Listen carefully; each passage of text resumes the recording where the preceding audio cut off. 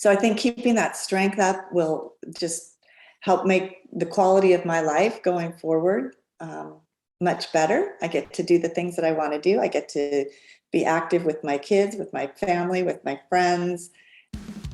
It's the Health in the Real World podcast. It's time to start the show with Chris Janke as your host. Here to give you everything that you need when it comes to fitness strategies. We keep it simple and easy. It's your roadmap to get healthy. You don't need equipment and you don't need a gym. Just the right strategies to get you fit and trim. The Health in the Real World podcast is sponsored by Postural therapy can improve the way you look and feel. It's great for all ages and abilities. Visit www.painfreewithsue.com to get started. Hello and welcome to Health in the Real World. I'm Chris Janke and I'm joined today with Sue Butzow. Sue, how you doing today? I'm great, Chris. How are you? Good. Well, I'm glad you made it. We've been working together for a long time. You've been coming to my classes and now you are teaching classes yourself and through the Egoscue method. So give everybody kind of a detailed introduction as far as who you are and who you help. Okay, thank you. Well, as you mentioned, I've taken your classes. It's been 9 years now, and I have loved it every second. And when I first came, you probably didn't know, but I was a little insulted by how easy the exercises were. And I was like, gosh, I think I was probably 48, 49. And I thought, I can do more than this. But after that first month of working out with you, I felt so good. And I was like, what is this? So that's when you told me it was the Egoscue method. And I dove right in. I, researched it online, read the books, and then continued to work out with you and eventually got certified.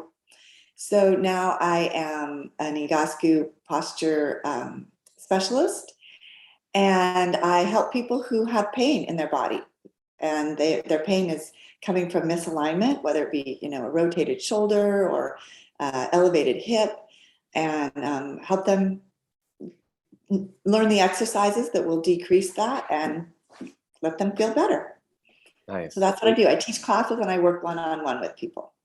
Nice. Isn't it funny how I'm sure you've heard this that I've heard for the last 15 years, harder than it looks, right? The exercises are so much harder than they look. And that's a frequent feedback is what you said that I don't know if anyone said they were insulted by how easy it was, but but definitely, this is pretty easy. We're not jumping around, doing burpees and jumping jacks and stuff. Yeah, where are the 10-pound dumbbells, and when am I gonna, do 50 million squats and Right. then fire you because I hurt myself. Right, exactly. I can't remember the last time I lifted a weight heavier than 12 pounds. Yeah. I mean, you don't need much, and I think I've gained a little bit of muscle in the last year. So that's awesome. Yeah, I'm glad you've taken to it so much and having the conversations that we've had about posture and about muscle balance and everything. It's really, really fun talking shop. Yeah, talking shop. That's what we're here to do.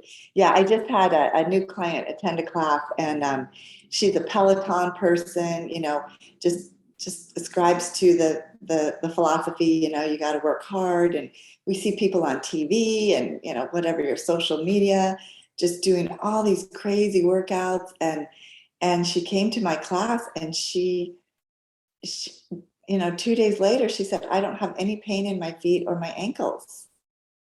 And she said it was easy. She said, yeah, your class was pretty easy, but I can see the results. So. Right. I think the no pain, no gain, just that tagline has caused a lot of damage because people think that it has to be like the hardest thing that you've ever done. You have to burn 1,000 calories in your workout. You have to be just hurting and burning all over the place. And it's the subtlety. I think that's what you and I do is like teach people how to get more into the subtleties of the workout. Like, how does it feel, in the process, not just like, how much can you lift or whatever other benchmarks people use. Yeah. Yeah. And it has to be sustainable, right? Like I've done various workouts in my life. I trained for a marathon with Team in Training, which was a fabulous, fabulous experience. But that's not sustainable for me. I don't really want to run marathons anymore. I don't even know if I want to run a half marathon, but I know I can do 15, 20 minutes of posture workout and, I'm going to feel good. My body's, in a better position, aligned, and that's what it's really about Yeah. for me. Yeah. Definitely. Yeah. And I think that's important to know kind of your own tendencies. I grew up playing like every sport under the sun, and it was every single day, it was some sort of practice, and as soon as soccer season's over, it's time for baseball. And as soon as that's over, it's time for basketball. And it was always about pushing harder, pushing harder. There's a basketball on the floor, dive for the loose ball, and just really hurting the body. And so there's something in me that still likes doing that kind of workout, like the hard, no pain, no gain. But I think I'm like, I don't know if you heard the Toby Keith song, if you like country, but I ain't as good as I once was, but I'm as good once as I ever was. So every now and then, so I think that's going back to your point about knowing yourself, like 99% of the time I'm doing very light, very gentle stretching, very deliberate core. And then every now and then I'll bump it up. So that's for anyone watching who thinks that, oh, I'm going to have to completely tone it down and I never get to do the high intensity. That's not true. You just want to do it with the balanced body. Yeah, if you want to do that high intensity and your body's in a good alignment, you can go out and do it. Go out and play with your kids on the weekend, or do a fun run, or decide that this is the time in life that you want to do CrossFit, right? But do it so with the body aligned so that you don't get injured. Well, find something that they can do and to get movement into their life consistently. So if they like to walk or they like to ride a bike, and then do a few posture exercises, whether they grab one of Pete Gasku's book and say, I have this kind of pain. Let me go through the pain for shoulder. Let's say I have shoulder pain. If I have shoulder pain, and I love biking, it doesn't really fit too well together, right? Because I'm bent over at my desk and then I get on my bike.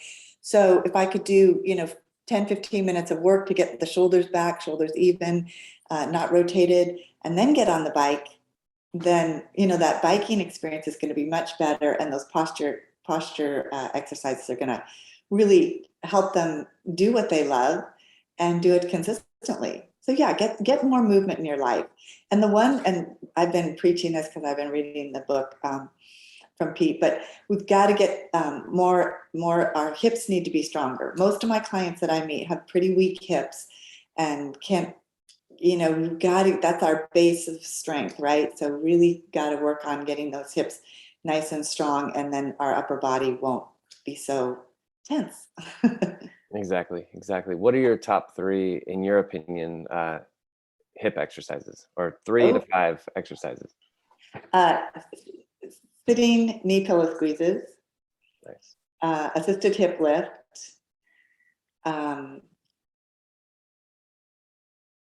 I love strap presses. I love those. Been doing isolated hip flexor lifts. I've been doing hero's pose squats. Hero's pose squats. Oh, on your knees? Oh, those are hard. On the quads? Very quads. Yeah. But in the past 2 years, I've learned some of the. I used to just keep with the very standard exercises, and now I'm trying, because it's my job, trying to do a few of the harder ones, and I am amazed at how the body really does like them as I introduce them very gently into my own routine and to whoever who wants those difficult ones. For that hero squat, I could only do like 2. Now I can do 10. I mean, it's not a lot, but it makes a difference in my posture and makes a difference in my legs for sure. Yeah, but that's good that you're you don't have that ego where 2 is like not enough. It's like, well, 2 is where I am right now. Yeah. And I think that's a really important thing for people to wrap their heads around, that you don't have to do 5 minutes. Like when I'll go to a fitness class. Like I've gone to Orange Theory a few times recently, and I think the guy looks at me cross-eyed when I just stop. Like I do what you do this in classes too. I've seen you do this, and I don't care. Like, who do I care? What you do in your class. Like I'm just giving you recommendations. But he'll be like, all right, guys, let's pump it up for the final one. And I'll just hit stop on the treadmill and I'll get off and I'll like towel off and start wiping. And he's looking at me like, I'm not here for you, buddy. I'm here for me. Right, it's crazy. Yeah, I think I learned that from you, just to gently work up to some things. And one thing that I've worked up to is the core abdominals, right? So in Egoscue, when we do a front plank, and it's quite different than other people's planks, right? Because we pull our shoulder blades back. We don't arch the upper back, but pull the shoulder blades back and, come up onto the toes. And I could do it for like maybe 5 seconds. Right. And you do the 2 sides and you do the back. And I was committed to doing it. And I'm at 30 seconds. I've been doing it for 2 years. I can do 30 seconds each side. It's still hard, but it took a little bit. And one day I'm like, I feel so strong. I'm going to try a headstand. Oh boy. And I just got up. You did it? Wow. Yes. And I don't really want to do a headstand. Right. I don't know why I thought that, but it just showed me what that core strength can do. And that's a cool thing to be in the midst of, instead of, like looking outside yourself for, okay, what's the program that I'm going to do? Oh, okay, I'm going to buy the headstand program and I'm going to take this progression. It was just like a natural, organic thing, almost like when you're a kid, right? Like exactly kid-like. Kids don't do headstands because it burns so many calories or because it works the deltoids in a certain way. They're just like, oh, that looks cool. Oh, it feels nice too, right? Yeah.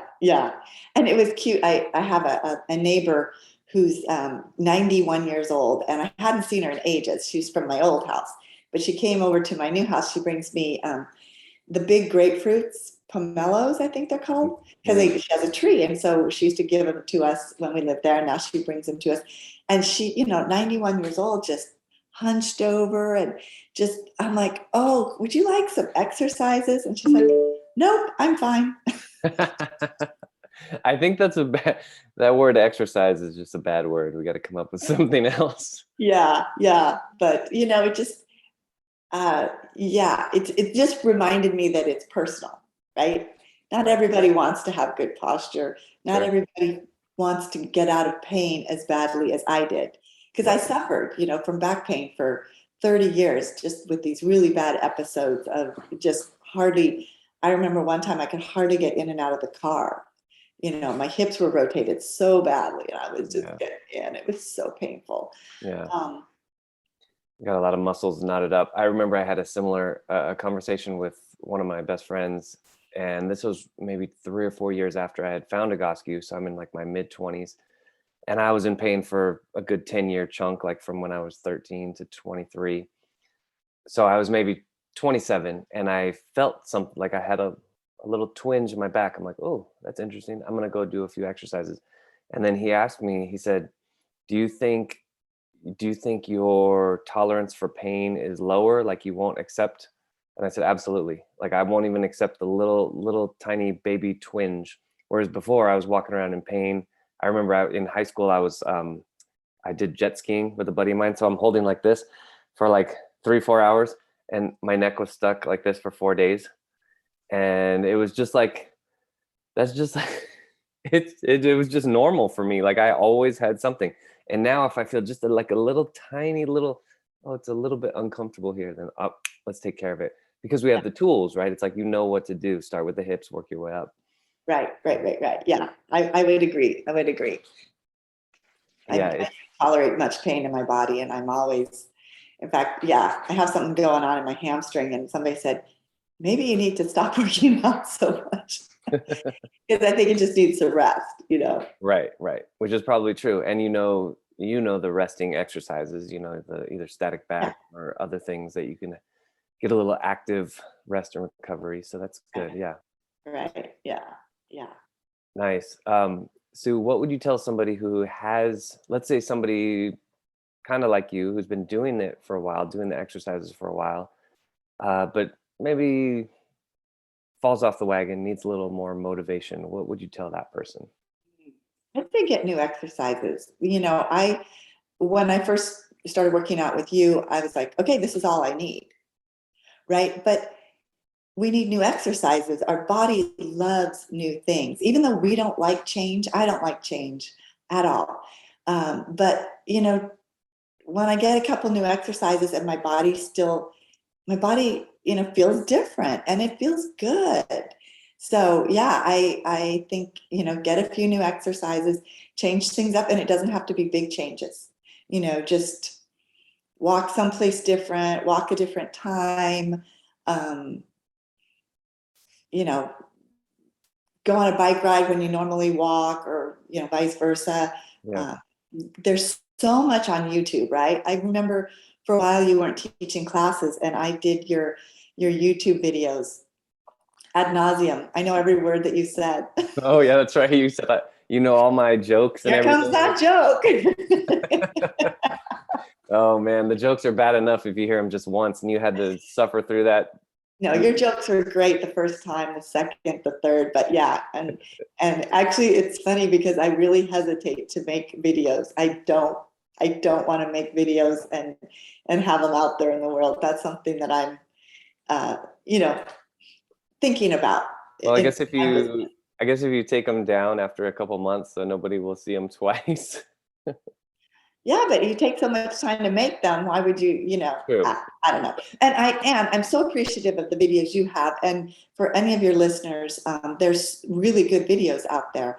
So if you're curious about Egoscue and you don't want to take a class, you're not quite ready for that, you just look up online Egoscue exercises for whatever you're experiencing: shoulder pain, knee pain, hip pain, neck pain, and then try them. Yeah, there's a lot of follow along videos that a lot of different people have made. I mean, there's a whole bunch, a couple dozen Egoscue clinics in the United States, Yeah. and then there's a lot, like people like you and me who've gone through the education and affiliates, and we make our own videos. And I got Egoscue certified a long time ago, 2006, 7, 8, somewhere in there, and even before, maybe 505. But anyway, I've kind of layered on my own things onto it, my own little hybrid. So there's a lot of people doing that as well. So a lot of different options out there. Yeah. I particularly like Rick Mathis. Yeah, he's in Dallas, Austin. Austin. I knew he was in Texas. Yeah, Rick is awesome. Yeah, and his have been up for a long time, so they're tried and true. Yeah. I bet he has some good jokes too. No. No? Okay. So if you want the jokes, come to my videos. Yeah. Jokes. You go to Chris. Rick. They're very succinct. These are 3 exercises for your back pain. Yeah. Boom, boom, boom. Yeah, it's not a workout video. It's just specific to different things that are happening in people's bodies. Yeah. I know. I met Rick a couple times when I went down to San Diego. He's a good guy too. So yeah, good videos from Rick Mathis. Yeah. Another way that people can do Egoscue, and I had a client come and she said she had shoulder pain, and I said, well, I do Egoscue, and she said, oh, I have that book. And I said, oh, okay. So she came to a class and she felt better. And I said, do you want to come to another class? And she said, no, I'm just going to do the book. So I'm like, okay. So she did the book, and she texted me, I don't know, months later and said, I went for a walk and my friend said she noticed I have better posture. Yay, Egoscue. That's good. And that's a good come to a class. Yeah. It's a lot more fun. Right, a lot more fun. That's a good concept though. Posture is a lot like breathing, that if I say the word posture, everybody sits up all tall, right? Yeah.